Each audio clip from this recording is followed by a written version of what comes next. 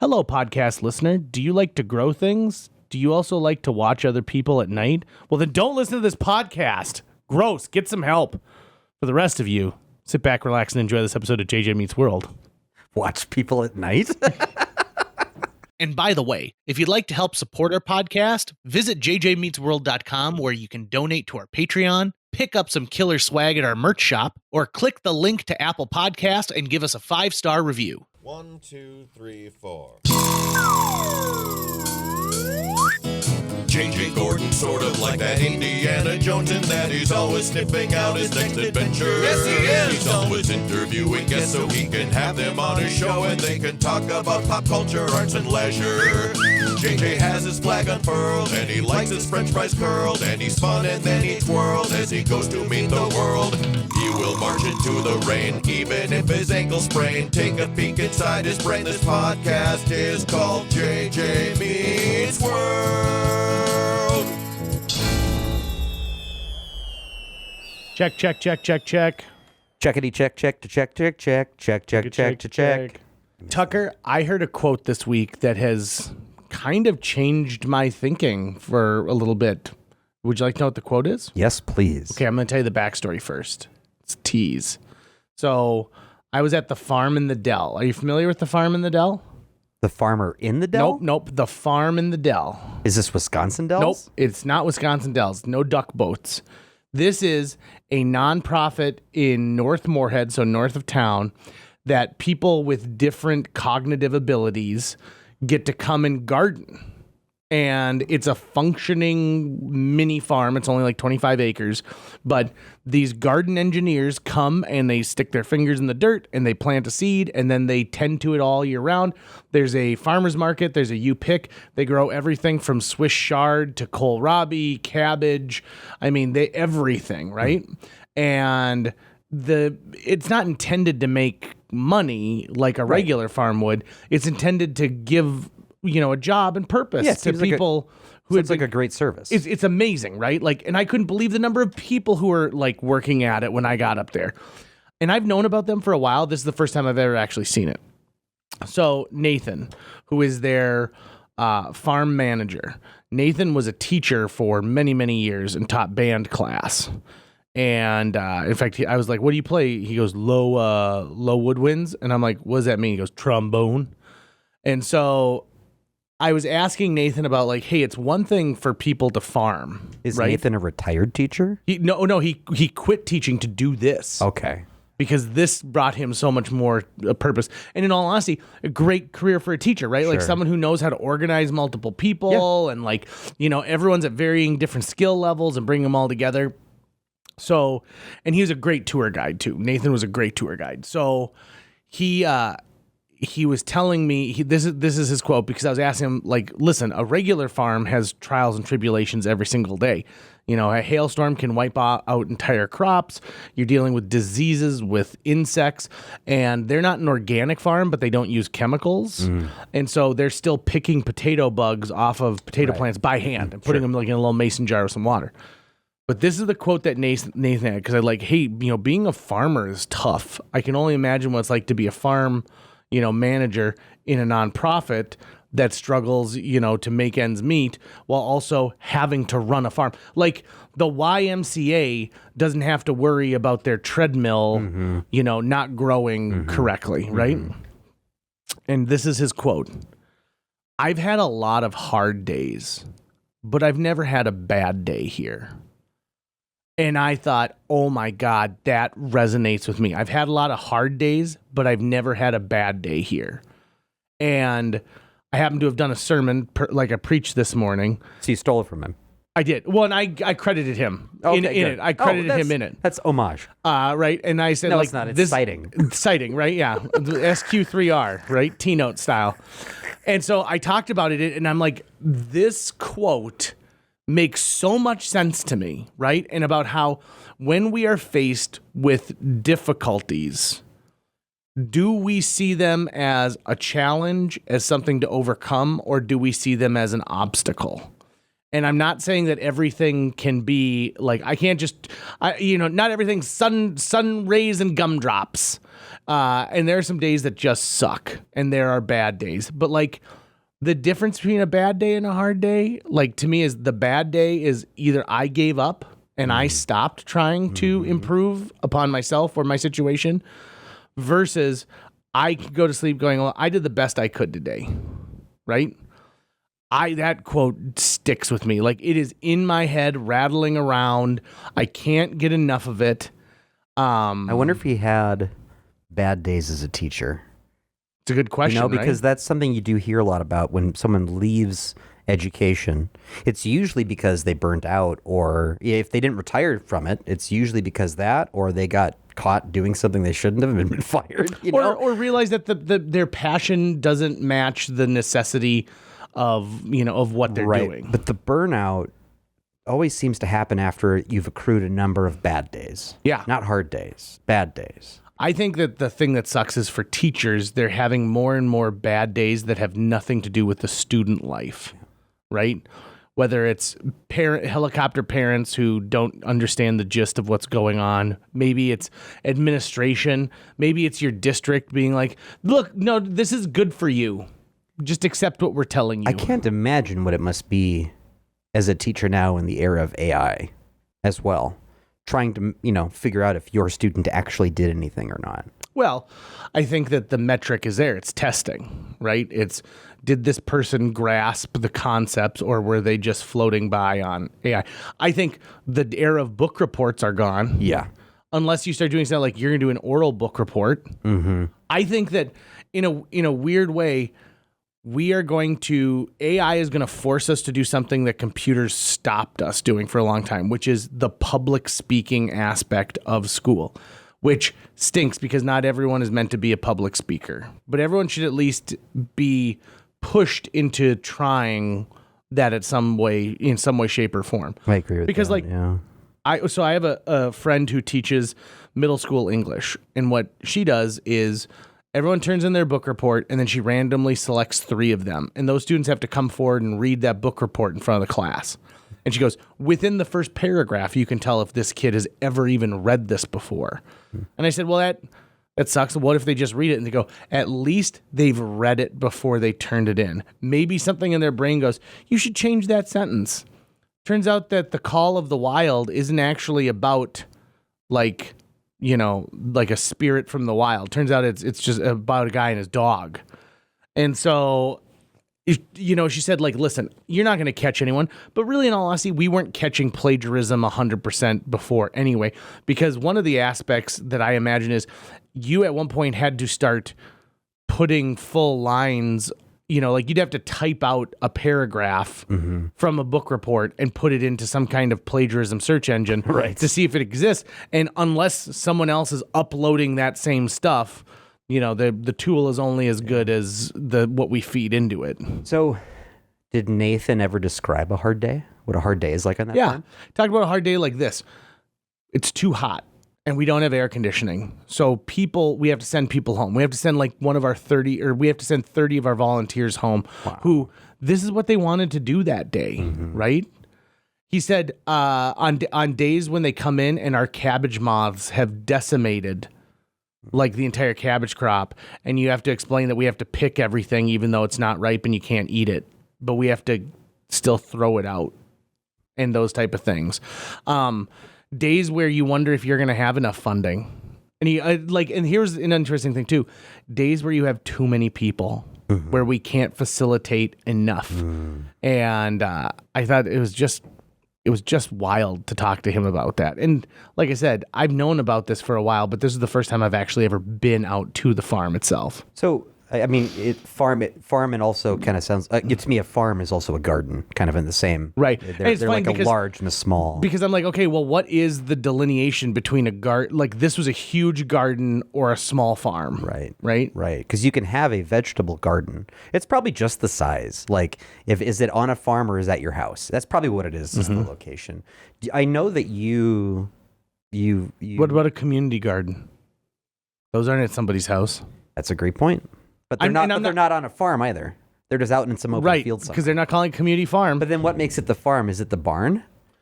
Okay, now that logic sticks. Yeah, that sticks. Do you need a barn? I think you need a barn to have a farm. make it a farm. Yeah, you need something you could put a tractor in. Something you could put a tractor in, or put some cows in. Yep. They don't have to be in there.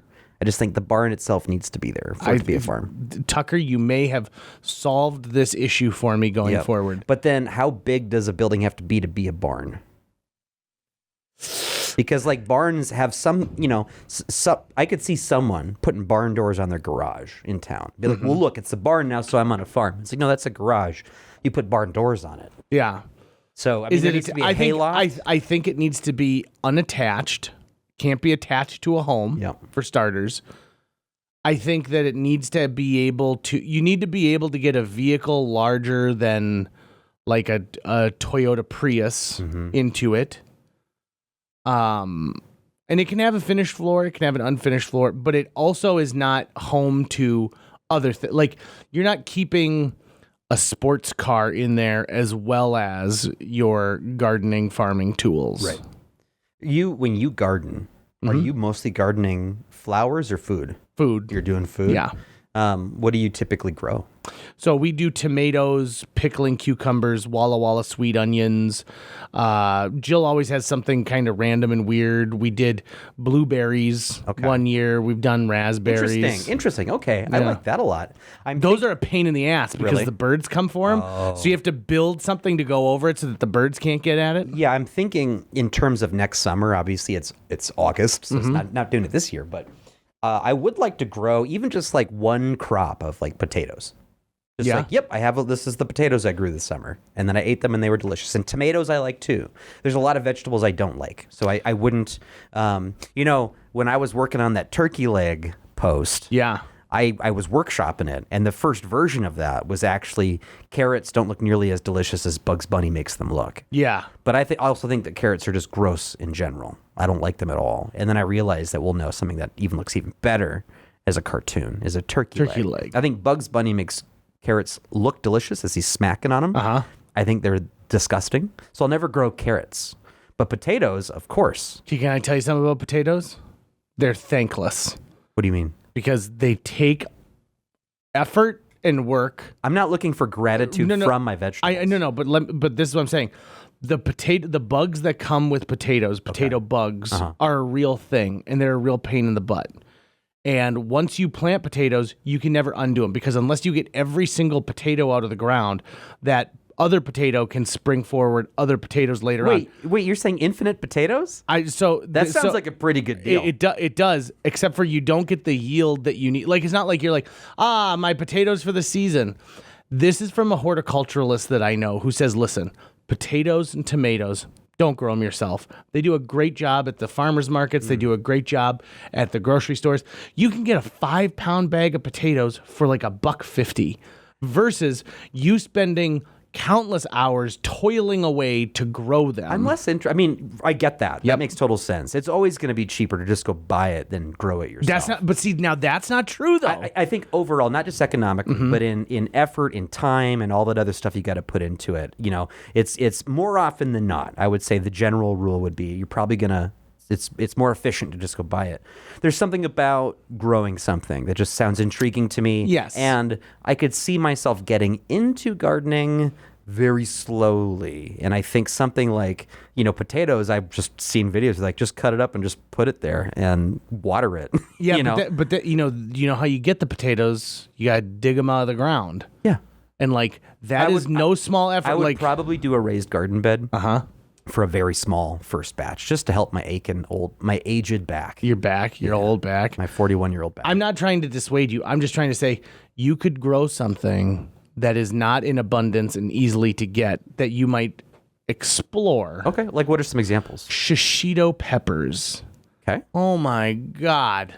You can't get them in the grocery store, and they are not a spicy pepper. They're just a really flavorful pepper, but they look a little bit like a jalapeno. I bought them maybe 7 or 8 years ago from the farmer's market, and they're like, yeah, throw them in a pan with a little salt and pepper, a little bit of butter. They go great. And I'm like, I put these Shishido peppers on my steak. I put them on my eggs everywhere. I sometimes just chop them up and put them in a salad. These things are the bee's knees. Yeah, these little dudes. Oops. Yes, I'm Nice. sure when that big old thing. those are the ones. Yes. And Shishido peppers are amazing. You can't find them in the grocery stores around here, or if you do, someone let me know because I would love to buy some. And so I always have to get them at the farmer's market. Well, I started planting my own Shishido peppers, and now it's perfect, right? Because it's a plant that grows in abundance, right? So it's a low amount of effort for a high amount of output. What about things like herbs and spices for cooking? That is an even better idea. Okay. If you put together an herb garden, you would love it. That might be, maybe that's a good first step. Yeah. Would be an herb, like a very small, contained outdoor raised garden bed with maybe a covering if it needs it. I don't know. What do I have to do to protect an herb garden? I don't think you need to really worry about like it. rabbits and squirrels and stuff. If it's raised, I mean, depending on how, like if you do like hip height raised, you won't have to really worry about rabbits. They can get up to hip height. Yeah, but like usually a raised garden has like a board up on it, so it's not flat. And so even if they try and jump up to it, they kind of like bonk themselves. Okay. Got it. Yeah, that's a good idea. And like, you know, most of the rabbits we have around here are like, I'll just eat what's around the ground, guys.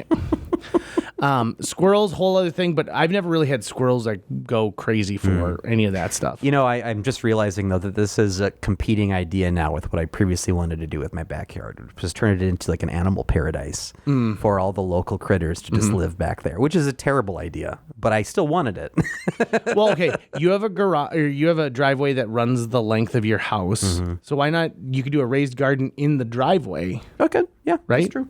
Right there. That's true. And then in your backyard, where your garden paradise. Yeah, my garden paradise. Yeah, I guess we'll have to see. Well, these are all at Pipe minimum dreams? 2027 plans. Yes. These are not happening in this calendar year. Now, I will also tell you this. I got a thing a couple of years ago called an AeroGarden, AERO. And it's got an artificial sunlight piece on it, and it is adjustable high and low. And then there is a water reservoir, and in the reservoir there are like 8 holes, and the holes are specially made for like a pod that you put in, and the pod has got a piece of like sponge in it, and it's seeded, and you can grow anything you want from herbs to like lettuce and stuff like that. That's cool. And so during the winter, I use my AeroGarden because, God damn it, I need to see something green. Yeah. I need to see something green.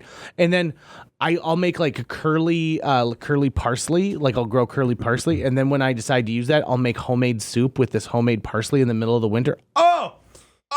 You know what is great for gardens? Aquarium water. Is it real? Oh, because it's... my God. I bet you because it's absolutely full of like the nutrients. Yep. So, I mean, all of my aquariums have plants growing in them and on top of them. And I almost never have to change the water. I test it all the time, but it's being cleaned by these plants. In my 75-gallon, right now it looks like it's got a massive head of dreadlocks because of all the spider plants that I've been growing on it. Have all like 20 or 30 babies coming off them right now, and they're really huge. These plants just, it's like, because it's ammonia and all this other stuff that's in the water that the fish are creating and all their waste. And so what I'll often do when I do a water change is I'll usually save some of that water and I'll give it to my mom, because she puts it in her plants just in the house, and she's like, yeah, it's almost like night and day. Crap. How fast the plants will respond to that water because it's so nutrient rich. So the water that we get out of the tap or your hose, right, comes from our city water supply, which has fluoride in it. Yep, and it's been dechlorinated. And dechlorinated. Yeah. There's also a good amount of... Chlorine and chloramine. There's also a good amount of sodium in it and salt. And so people who are like, oh, why is my houseplant dying? And it's because you're continually like salting the water. And so houseplants need to be leached from every now and then. And what you do is you take clean water, so collect rainwater, or even during the winter, just go and scoop up a 5-gallon bucket full of snow and let it melt in your entryway. And then you pour that through. And so essentially it leaches all the salt out of the bottom of the plant. You put, your houseplant in the sink and you run it through, and then the next day you run it through again. And so essentially you've brought it back to square one. And I know people like my father-in-law does not use, and he's along the Goose River, but he uses zero water from like a well or anything like that. He only uses rainwater he collects to water everything. Oh, and quite wow. frankly, that dude's got the biggest tomatoes, Yeah. the juiciest cucumbers. It's gonna be nutrient rich as well. I love Fargo's water for drinking. Me too. I'm Delicious. a hydro homie, Delicious. and I love Fargo water. Whenever I travel, I miss Fargo tap water. On the aquarium side of it, because that has chlorine, and chloramine in it, which you need to have in there to keep it safe for drinking.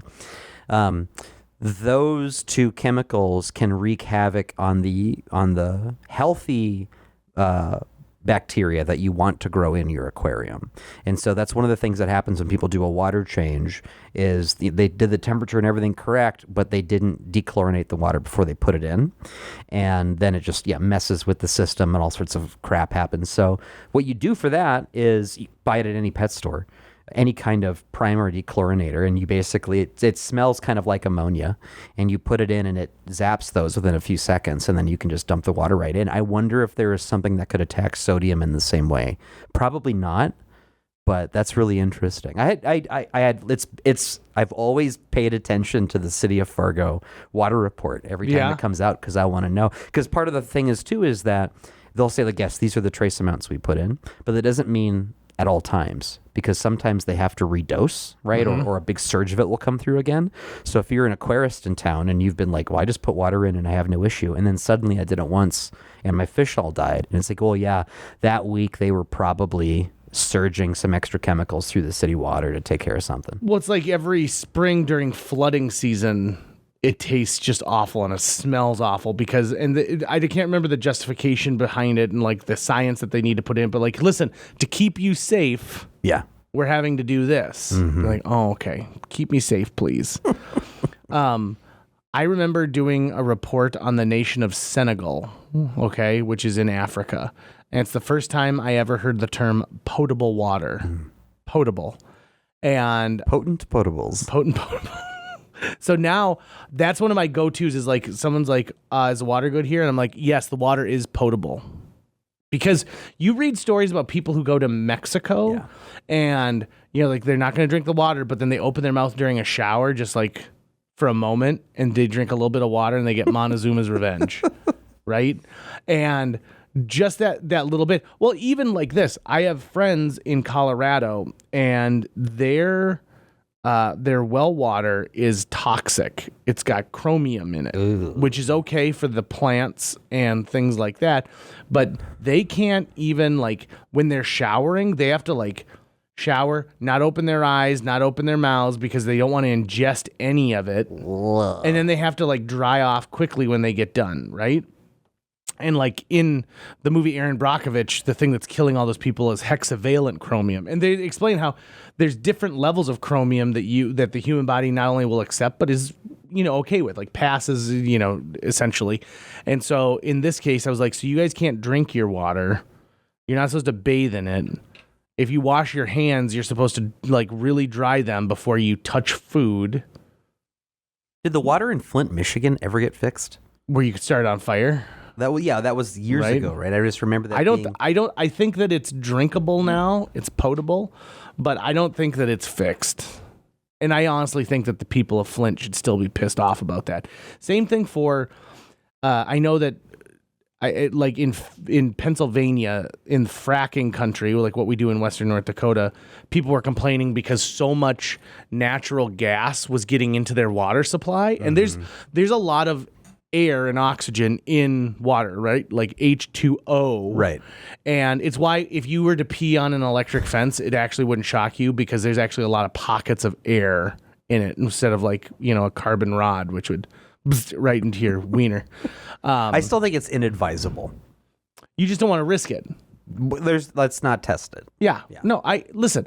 I have the same feeling about wands from Harry Potter. Because electricity can arc through spaces, right? It can cross a small distance of air if there's a contact on the other side. Yeah, but like, I think you pee on an electric fence, you're still getting... But here's the thing. If that is the case, then just being near an electric fence is dangerous. I think when it's that close, though, right? Because you're talking about little pockets of air in urine. That's what I'm saying. If it's that tiny little distance, I think it can jump that gap. I don't think it's going to jump between you and I. But it's not going to... It'd have to make thousands of jumps. Yeah. And I don't think it's going to make thousands of jumps. You don't think so? No, because like when you see lightning strikes one spot. It doesn't strike 10 spots when it hits the ground. I don't think that's true. I think it sprays out, and wherever each of the bolts of it lands, they land. The bolt is one thing. It hits, and that's it. It's just one big shape. It's one big Z shape. Yeah, don't you know? Haven't you ever seen anything about Greek gods? I've been watching, for some reason I went down a rabbit hole yesterday of watching people talking about what Disney got wrong in the Hercules movie. And what was the biggest complaint? Well, they weren't actually complaints. The main guy I was watching was like, just to be clear, this is my favorite movie of all time. I love this movie. Do not get me wrong. I also love Hercules, and I'm a big nerd about that. So I'm just going to go through and point out, what was changed from what, basically, and everything, pretty much everything. That'd be a rabbit hole to go down. There's a pocket of people who stopped watching Hercules because Charlton Heston provides the like narration voice at the beginning. Does he? Yeah, because he's like, a long time ago. Oh, that was blah blah blah blah blah. Okay. And then all of a sudden, like she's like, hey, why are you making this sound like some Greek tragedy? And he goes, you go, girl. Ugh. I really liked Hercules. I love Hercules. Yeah. In fact, here's a hot take on Hercules. They stop adding music to it. Like, there's no music after Meg sings her song about I Think I Might Be in Love with Hercules. Then there's no music until you get to the end song. Mm-hmm. That's a long gap. Yeah. I think Hades is also a phenomenal Disney villain. James Woods does Kills it phenomenal. it, crushes it. And there's a fun story Which of where... sucks because he's kind of a D-bag. Yeah, right. It does. So he had been offered the Hercules TV series, and he told his agent, I'm James Woods. I'm too famous to do an animated TV series. And his kids told him, we will never forgive you if you don't do it. And so then he did the animated TV series, and he provided the voice in the Kingdom Hearts games and all that kind of stuff. I think that James Woods would admit that Hades is maybe his most famous character. That may be the case, right? Actually, yeah. Just like for Patton Oswalt, Remy Ratatouille, yeah. is probably without question, Remy is his most famous character. Do you ever? I get upset when a kid tells me that their favorite movie is Cars. Yeah, me too. Like, I'm not mean to them about it. I had a kid tell me that yesterday, though. And like we had just been having a great conversation about superheroes, and his favorite superhero is Captain America. I'm like, that's a great choice. Who's your second favorite? And he's like, it's probably Spider-Man. I was like, that's a great choice too. And he goes, but my favorite movie, and I'm thinking he's going to say Avengers. And he goes, is Cars. I have a theory about Cars, and this is what it is. If you have parents who are not movie lovers, Cars is the de facto thing you get your kids into because you can't turn around without seeing it. The pajamas, the bed sheets, the drinks. Even Disney itself fought for so long, but they're like, now we're going to open a whole Cars land in Disneyland. And I think that it's a lazy way. And they just said, yeah, Mike, here you go. You like Lightning McQueen, don't you? And then the parents are dressing their kids in Cars pajamas. Mm-hmm. And their grandparents are like, oh, the kids love the Cars movie, and I understand what cars are. Yeah. So I can put them in there, and it's adorable. I think it's that plus all that red and orange. Just makes me go like, no, I don't like it. Do you know there's a joke in there about tramp stamps? Yeah. Yeah, and I'm like, you got a decal? Like, you got a decal back there? What?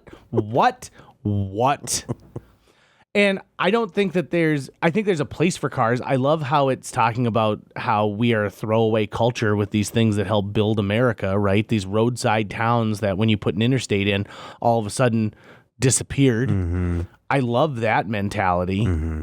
But boy, oh boy, I just don't care for it. What was the last 2D Disney movie? The Princess and the Frog. Princess and the Frog. Are they planning on doing any more? Or I think it's a Princess and the Frog. It might also be that Winnie the Pooh movie that came out. Okay, good. Princess and the Frog was a long time ago. Yeah, because there's a Winnie the Pooh movie that opened at the same weekend that the last Harry Potter movie, and it was pretty good. Oh, and that was a long time ago too. Yeah.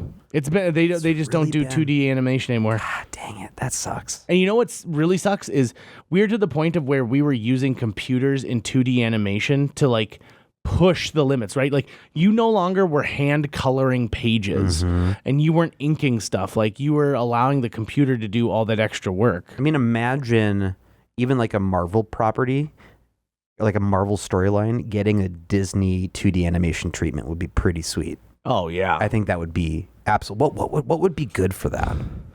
I mean, Doctor Strange would be great. Just because of the crazy variety of stuff that he kind of can experience and go through. I mean, it would probably just be a Marvel Universe Disney movie, and you pick a new person in the middle of it, and then you're seeing all these references. But that would be I'm almost surprised that I'm sure that's on a list of all the ways they can print money that they just have sitting in a drawer somewhere. We'll take this all the way back to gardening. One of my favorite short films that I ever saw at the Fargo Film Festival many, many years ago, probably 20 years ago, was a guy who runs a parking lot. And there's no talking. There's only grumble, like there's mouth sounds. But it's a guy and he runs this huge parking lot and he's so proud of it. And he looks over this parking lot and there's one small crack in the parking lot and a little weed starts growing. And so he's like, and he runs over there and he like pulls the weed out. And then like the next day there's another weed growing out of this crack. And so he goes over there and he sprays a bunch of like poison on it and it shrivels up. But then the next day there's another weed in this thing. And essentially like it's man versus nature. And it's how even in his perfect parking lot that he's the king of the domain, this little weed comes and he starts to like go insane and he ends up like ruining his parking lot, like using a thing to dig out so that he could get down to like pull this weed and get rid of it. And I just remember loving that short film and being like, yeah, man, that's what it's like to be a man. That's going to wrap it up for today's show. If you enjoyed this episode and would like to help us continue to produce new episodes each week, visit jjmeetsworld.com, where you can donate to our Patreon, pick up some swag at the merch shop, or follow our link to Apple Podcasts and leave us a 5-star review. You can also follow us on social media. We're on Facebook, Instagram, Twitter, YouTube, all the sites the cool kids are using these days. JJ Meets World is produced every week by Tucker Lucas. You can find out more about Tucker's work by visiting moonbasemaria.com. If you want to get in touch with your host with the most, check out linebenders.com, where you can find direct contact info for JJ or booking information. I was told to read this, that watching people at night is called peeping, and peeping is not okay unless you have a signed agreement from the person being peeped upon.